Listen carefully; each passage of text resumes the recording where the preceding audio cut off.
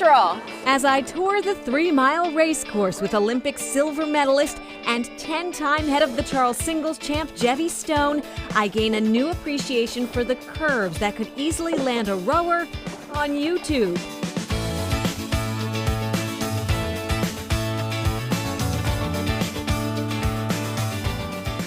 When you row on the Charles, like you have the tourist kayakers, and then you get to the basin and you have sailboats, and you have the fishermen, and so you're always turning around and looking, never mind all the bridges. I'm enjoying the scenery, I'm not thinking about anything. As we push down this rare course straight away to the finish line, Jevy reflects on the end of her Olympic rowing career as she has now transitioned full-time into medicine. It's different. There's less pressure. I mean, I still feel pressure because I think everyone expects me to win, and I'm not sure that's going to happen because I have not been training much. But getting time to see coaches who have coached me through the years and people I've rowed with or against, I just get a time to enjoy the atmosphere of the regatta. Most people outside the rowing community would be hard-pressed to name a single athlete competing in the head of the Charles, but perhaps the most well-known team is also the oldest. Harvard Rowing's been on the Charles since Canal Street was an actual canal. That's 182 years to be exact, and almost a quarter of that history was under the guidance of legendary coach Harry Parker, who passed away in 2013.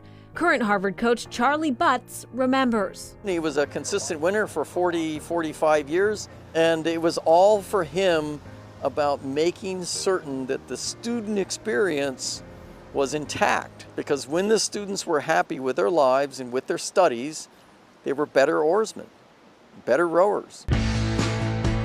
Harvard students to watch on the Charles in 2022 include senior captain and Olympian Clark Dean. To come here and have this be my last trip with Harvard, on the Charles, I have one job, and it's to beat as many teams as possible, Yale included.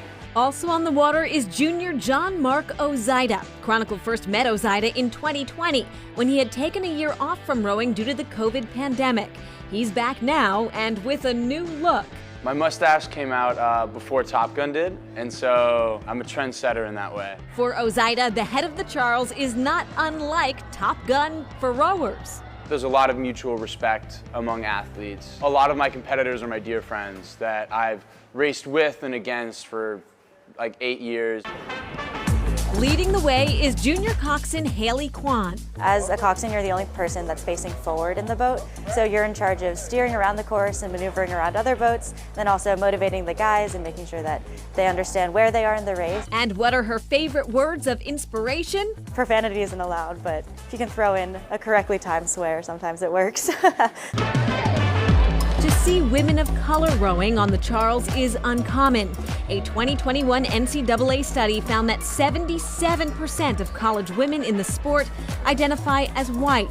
This is one of the statistics that Denise Aquino and Patricia Destine hope to change with their podcast, Rowing in Color. We all have these conversations about, what it's like when you're the only person who walks in the boathouse and you're the only one who looks like you. And we just thought, well, there must be other people who have these conversations as well. The podcast found a following, and with that, an opportunity for a historic first at the 2022 head of the Charles, an 8-person boat crewed entirely by women of color. I keep telling Denise, I'm like, can you pinch me?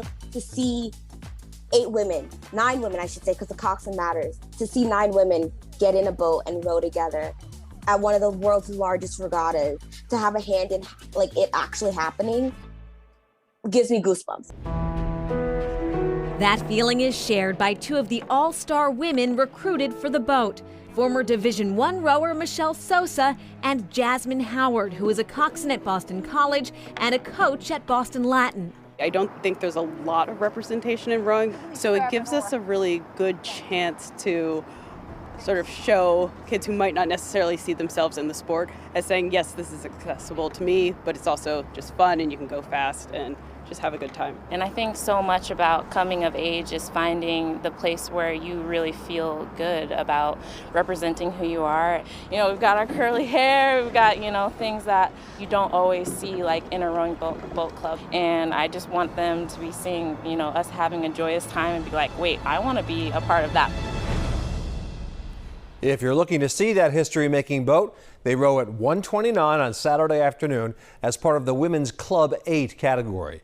And like community rowing, the head of the Charles Committee has also made expanding the sport of rowing a priority, with annual grants for organizations that provide access to rowing in underserved communities.